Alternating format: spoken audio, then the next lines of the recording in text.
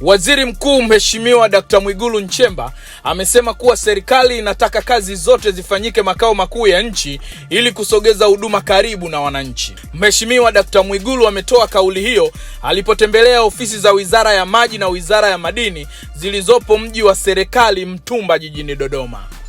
Mheshimiwa Waziri, nikupongeze sana kwamba mmehamia katika jengo hili, na kule Dar es Salaam lile jengo mmezipatia taasisi ambazo hazikuwa na ofisi, taasisi zilizokuwa zinapanga.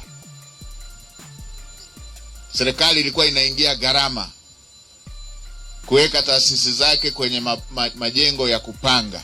Hatua hii mliofanya ni nzuri sana.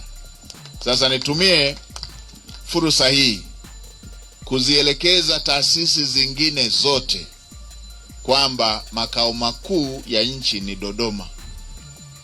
Na hapa Dodoma tumehamia. Hapa ndo makao makuu ya nchi.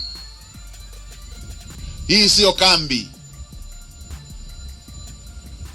Kienda kambini unakuwa unawaza kwamba kuna muda nitarudi nyumbani.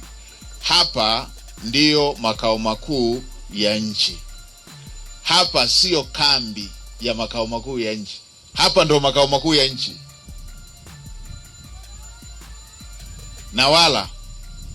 Na wala hatutakuwa na makao makuu mbili zilizo sambamba. Hapa ndo makao makuu ya nchi.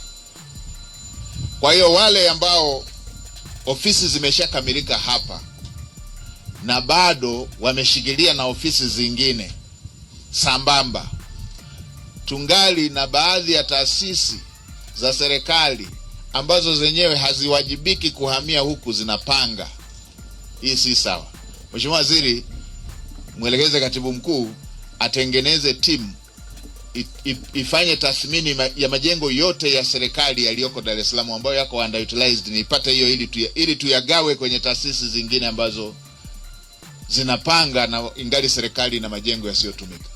Mheshimiwa Waziri, nikupongeze wewe, mlijiongeza mapema sana mkatekeleza jambo la aina hiyo. Tunataka